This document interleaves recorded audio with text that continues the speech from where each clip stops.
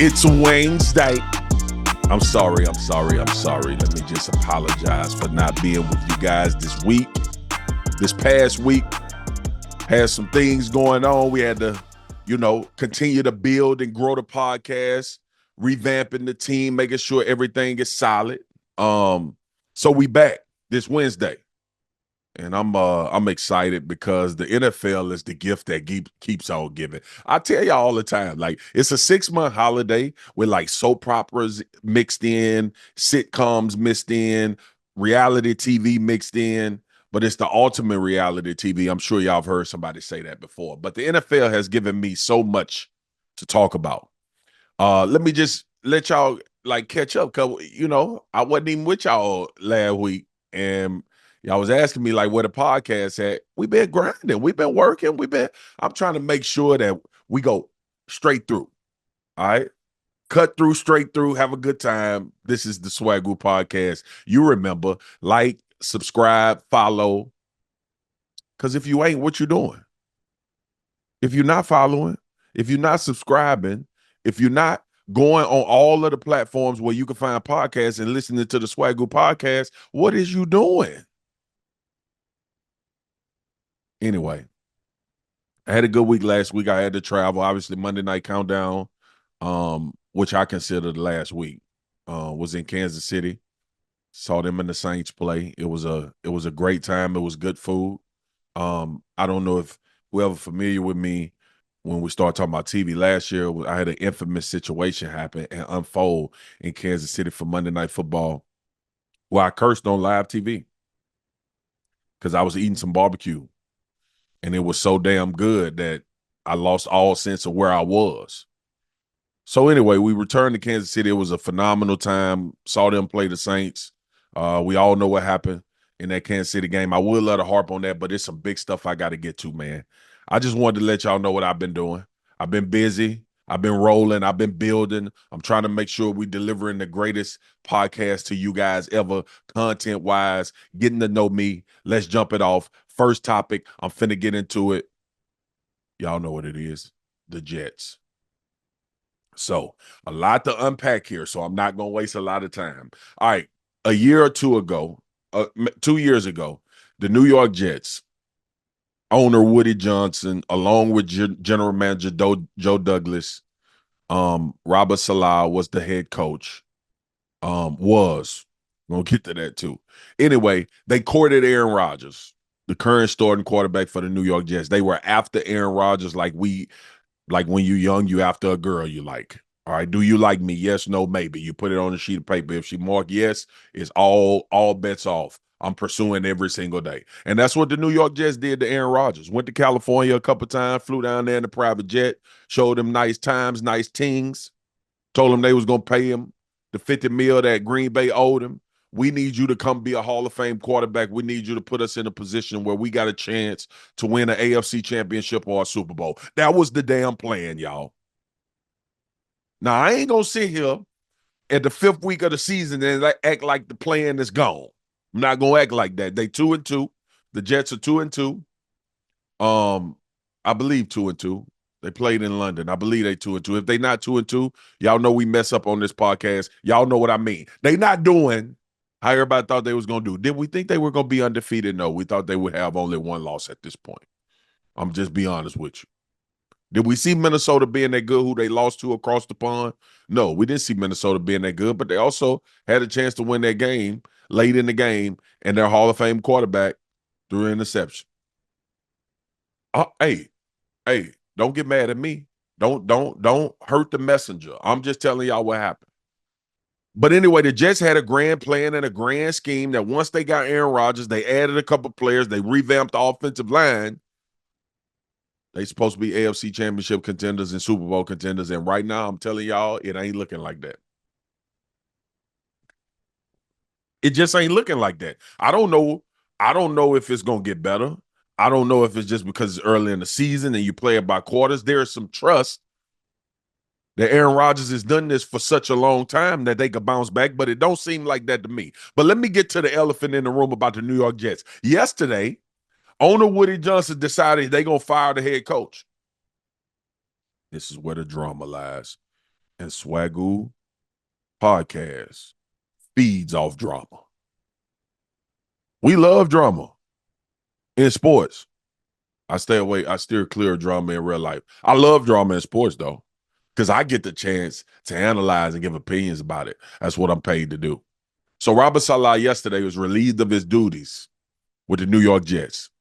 Now, I mentioned earlier before I start talking about all these private jets and planes that was flying to California. Let me tell y'all something. The minute all of that started taking place, and we knew that the New York Jets was after a 40-year-old quarterback who had been a two-time MVP in the last 4 years while he was in Green Bay, who is a Super Bowl champion, got to give him love and credit for that.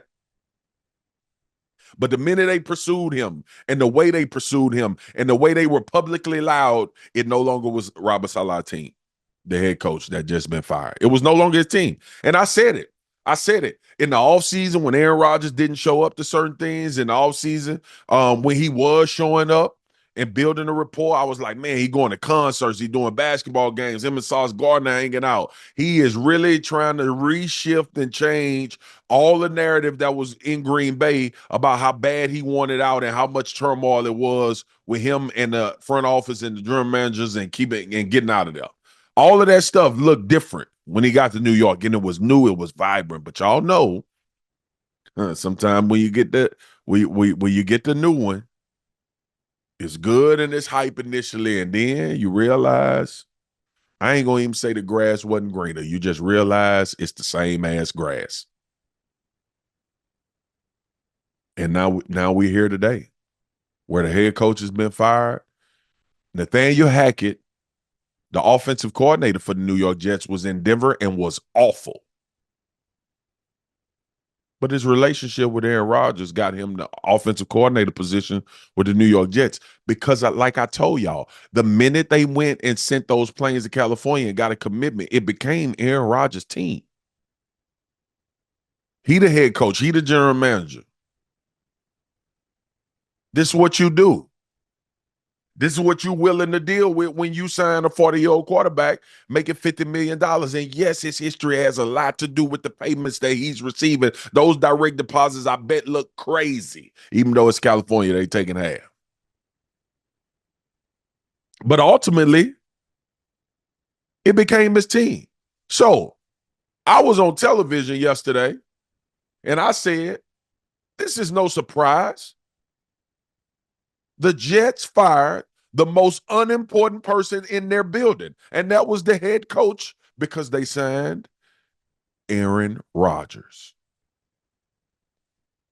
But you got to be careful how you make your bed, because sometimes that bed look pretty and people walk in and the pillars are different colors and they stack from the headboard all the way down there to the middle of the bed, and the sheets are clean and you see the bottom quilt on there and it's all folded and it smells crisp and light is coming in the room, and underneath that comforter, them sheets look a mess. Everybody fooled. So we gonna see if they made the whole bed and they needed to change the sheets, i.e., fire Robert Saleh so he can move on. Jeff Ulbrich, who was the defensive coordinator, defense was playing good, by the way.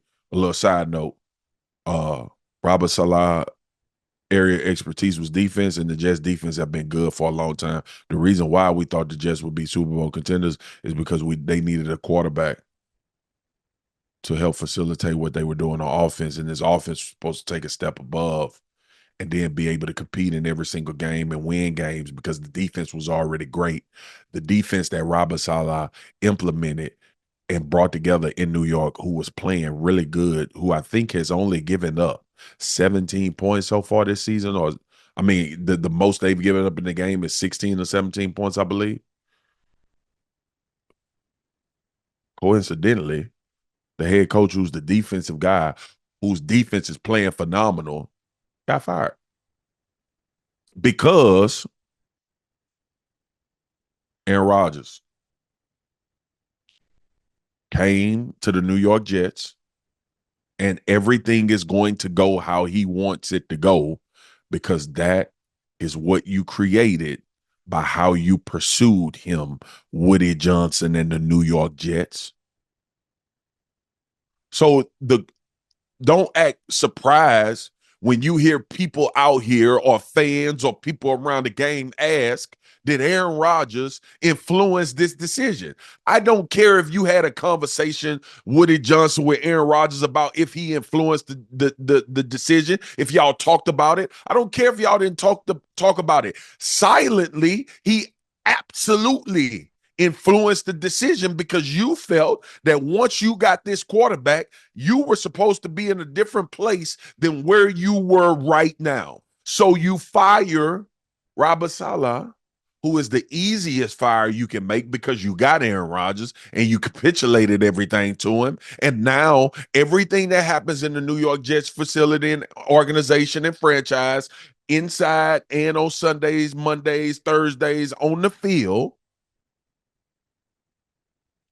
we're going to relate to him. And how is he doing? And how is this team doing? Because you made a change that's supposed to make it better. You said that the message got stale and things needed to be clear. So the change has been made. Now all we can do is look at Aaron Rodgers, Woody Johnson, the owner of the New York Jets, and Nathaniel Hackett. The interim head coach, Jeff Ulrich, mad love to you, Jeff. I respect you. You respected around this league. But, partner, it's just like Robert Saleh. You ain't got nothing to do with this. So we'll see how it works out. I just wanted to say my piece on that, man. The Jets, when they pursued Aaron Rodgers, the head coach became the most unimportant person in that building, especially when you signed Nathaniel Hackett as your offensive coordinator, who was awful as a head coach in Denver, got fired in Denver. That's just me, though. You ain't got to agree. That's just me. All right. Now that I got the Jets situation handled and fixed for everybody, let me move on to what I believe is the worst position in football, in the National Football League. Y'all grab a hold of your seats for this one, because what the Swagu podcast is about to do right now is about to go off. So, a few years ago, the Cleveland Browns made the decision that they were going to sign Deshaun Watson to $230 million guaranteed contract because they had been in quarterback purgatory for a very long time. And we know the legal issues that Deshaun Watson had going on. We know all of the things that were surrounding his name. And right in the middle of that, Jimmy Haslam, the owner of the Cleveland Browns, decided, I'm going to get Deshaun Watson from the Houston Texans, and I'm going to give him $230 million guaranteed dollars. Now, people ask, like, what the hell, or why the hell would you give $230 million guaranteed to anybody, let alone a quarterback that's got a lot of baggage coming along with him? A lot of things you're gonna have to deal with. Didn't know how long he was gonna be suspended. Didn't know the legal proceedings and how they would end up. None of that. No clue. Paid him. Gave him $230 million guaranteed. I'm sure they did some type of due diligence to see the direction and what all of this stuff was going on with Deshaun Watson off the field was. But at the same time, you couldn't control some variables, even though you gave him $230 million guaranteed. And I remember that organization, when they signed Deshaun Watson, they felt like they had just hit a home run.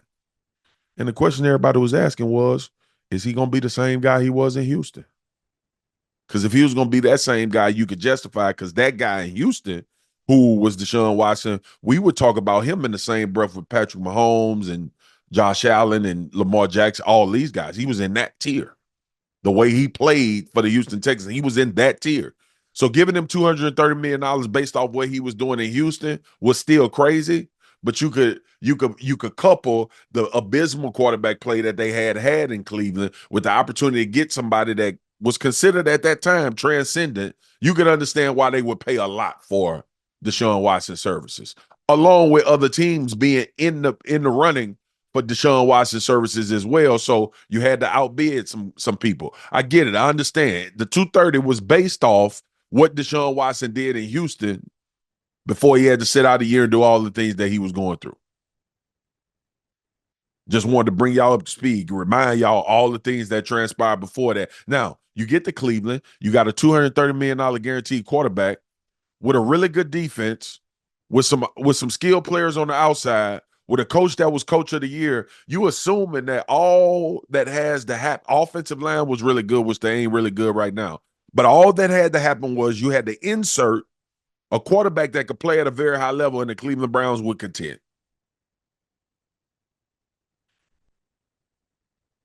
Mm-mm.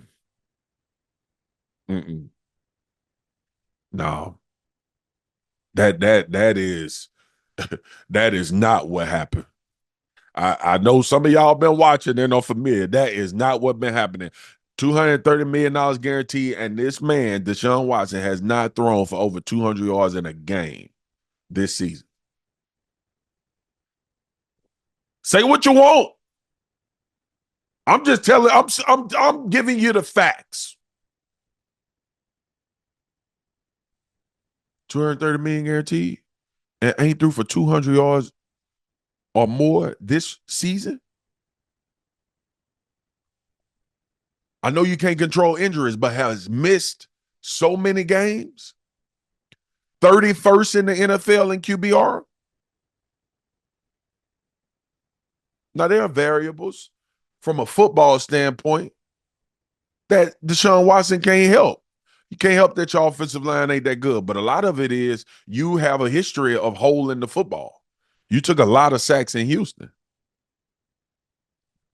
So is it all them? No, it's not. It's never all of them.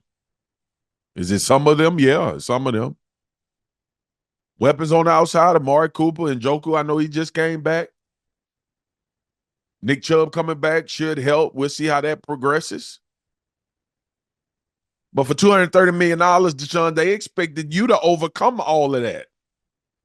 This is the standard that we put every other quarterback to that got this kind of money.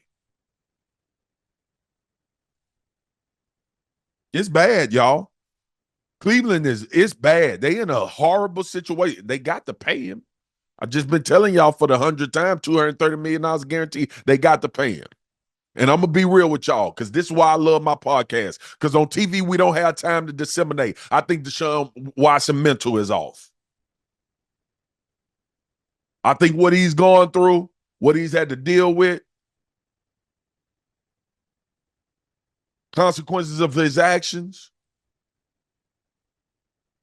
has mentally impacted him to where he can't get to a place that people think he could get to after he left Houston. I think that's a real thing. Y'all know Swagu ain't gonna hold his tongue. Y'all know I'm gonna get to it. I'm gonna be honest. Deshaun, you look disinterested. I'm not gonna cast aspersions on you and say you don't care about it because I don't know. I haven't talked to you. It looks like you're so dejected playing football right now. And losing does that. Getting hit does that. I understand that. But as the leader of the team or in the position where usually the leader comes from, even though we know that's not always the case that the quarterback is the leader of the team, it's given I'm cooked. It's given that I'm not handling this journey well. And also, Cleveland has had this issue before. That organization and franchise coupled with what you dealt with, I think a lot of it got to do with your headspace and where you at mentally. I just do. I just do. You used to, in Houston, you was having a good time, the guitar, everything. Everybody remembers it.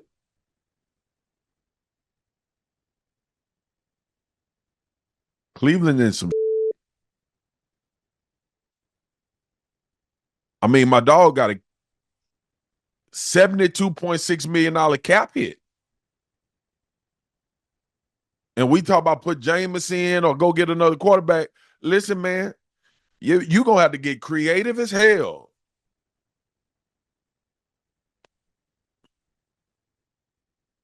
This is a bad situation, man. I just had to talk about it because watching them play football, watching Deshaun play quarterback is like it hurt. It looked like it hurt. It looked like somebody hitting you in the kneecaps with baseball bats for 3 hours.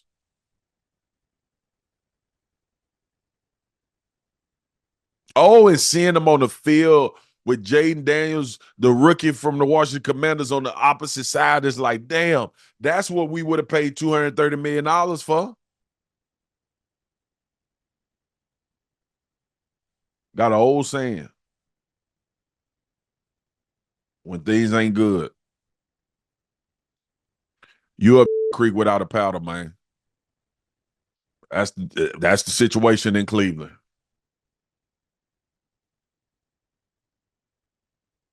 Y'all got the Eagles and y'all 8.5 point underdogs, and the Eagles ain't good right now. I think that defines the Cleveland Browns. All right, y'all. I don't think your quarterback head right in Cleveland. I'm not sure if he can get back to that space he was at in Houston. Actually, I'm sure. I don't think he's ever gonna get back to what he was in Houston. You might see glimmers of it, you might see short spurts of it, but the consistency and the conversation that we had Deshaun Watson in, them days are gone.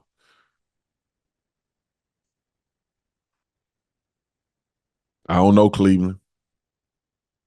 I don't know what y'all gonna do. I don't look good, player. In the words of Forrest Gump, that's all I have to say about that.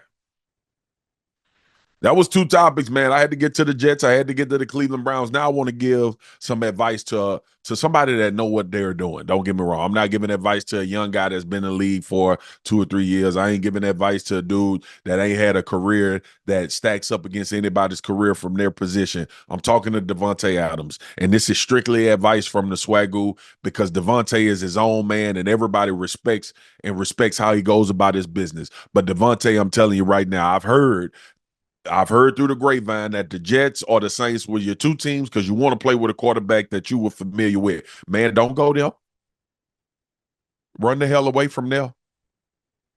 Baltimore, Owens Mills, Maryland, the nation's capital, who practices in Virginia, but they play in the nation's capital. The Washington Commanders, those are the two teams, Davante. I'm telling you.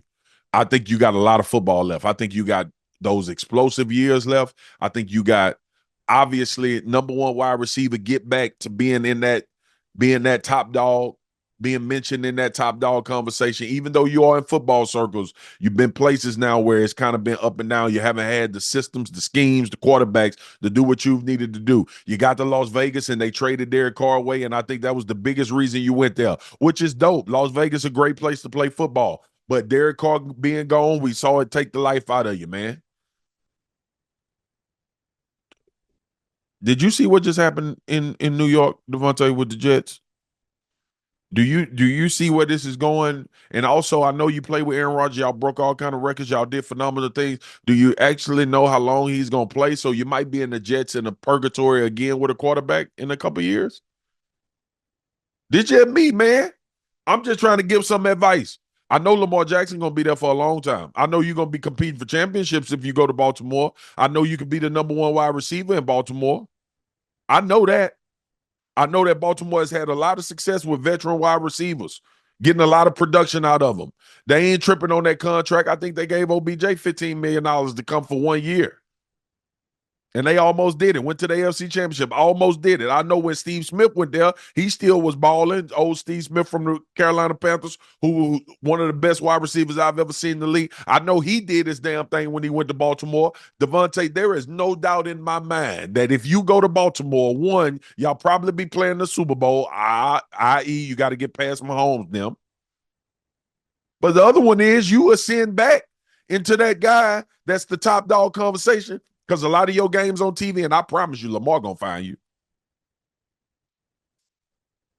One of the best route runners in the league still. get open, create space, do all of those things. Dog, I'm telling you, these Ravens with Derrick Henry and how people got to load up to stop that run, man, you can have a field day every Sunday, Monday, Thursday. And then the Washington Commanders, young, up and coming NFC East, they would definitely win it if you signed with them and you would be in the playoffs. And I'm telling you right now, if there was ever a Lamar Jackson clone, he played quarterback for the Washington Commanders. I know Jaden ain't gonna like that, but Jaden, that's a compliment.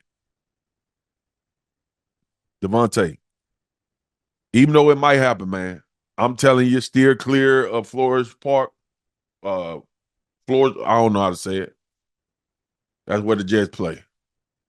Practice.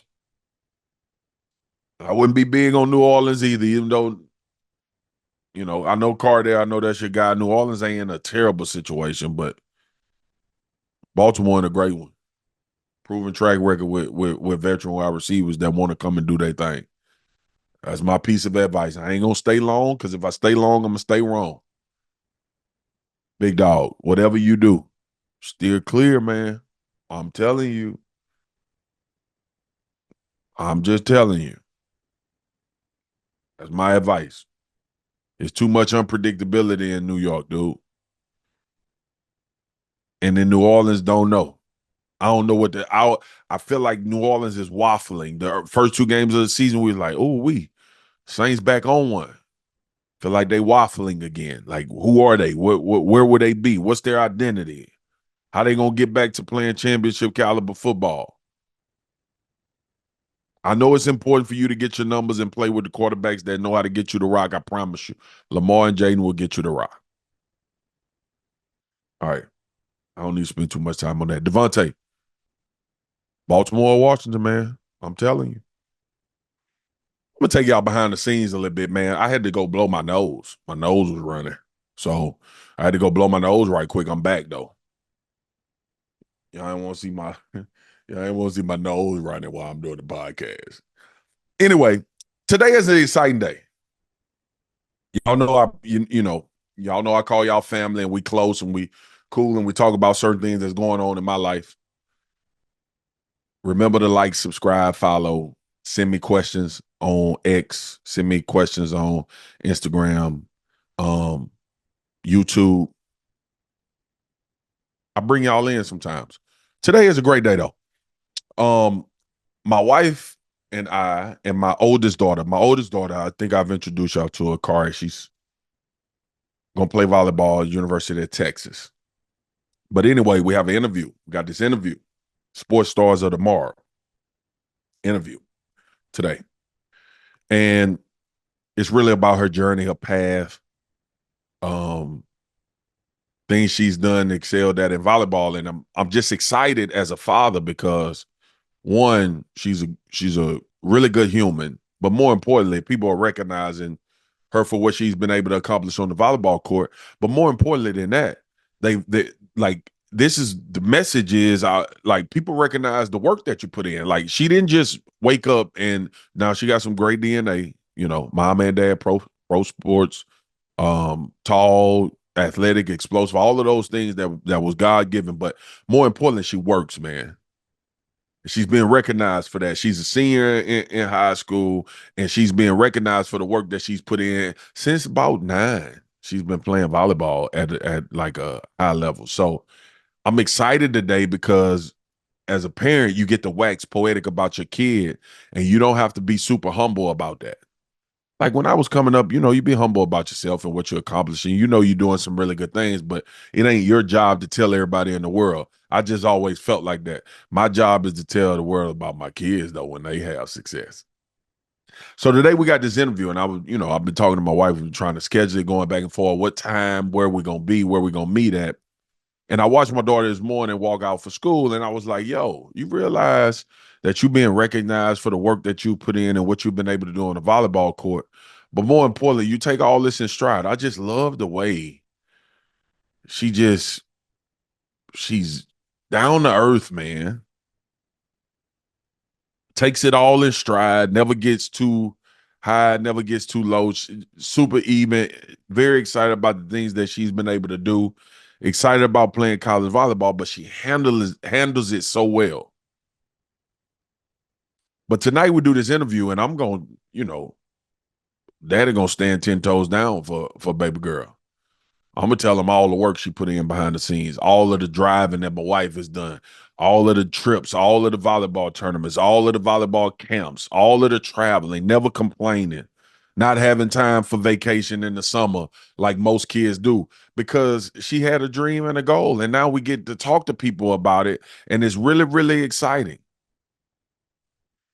And I'm excited to share that with y'all, man, because sometimes, in the business that I'm in, you get celebrated a lot. You're in front of camera, people tell you you're doing a good job. Some people hate on you, all of the stuff that comes along with it. She dealing with the same thing as well, but it's also so good to see her have this attitude of gratitude and still put her best foot forward and work like she hasn't accomplished anything. So as a parent, anytime I get a chance or my wife get a chance to talk on her behalf, like we're gonna be able to do tonight, it just makes us happy, man. Get emotional. And I got a question for y'all. Like for the parents that listen to the podcast, when you drop your kids off of college, is it like an automatic cry, or do you fight the tears back, or do you just let the tears flow? Which one? Do you wait till you get like so you don't have them distraught? Do you wait till you get in the car, you get down the road a little bit and you cry? Because I know my wife and I are gonna be crying on the way back from dropping off to school. But we're gonna celebrate everything in between, everything while she there, everything was going on. But right tonight, when we do this interview, I'm celebrating. That was just a little tangent of Proud Fathers on, man. I'm so excited for it. People coming from other places in the country, people flying in, they want to talk about Kari, this volleyball player that may be Gatorade National Player of the Year. She may be National Player of the Year for Max Preps. But she keeps the focus in the main thing, the main thing. She's a team person. The thing she wants to do the most is win a state championship. She's won 3 so far. But that's still the most important thing she wants to do. Super dope. Super dope to my little one, man. Happy for her. Proud father. Podcast is for the family, man. I wanted to share that with y'all because I get to wax poetic about her tonight. Sports stars of tomorrow. I just had to bring that up because, you know, I'm big on celebrating others. I'm big on making sure that my kids or people around me or people that I run in contact to, I'm big on making sure they know that they valuable and they what the things that they're doing, who they are is important. And they should be celebrated when they doing something for themselves that's giving them the ability to be happy and move freely and enjoy and love what they doing. Like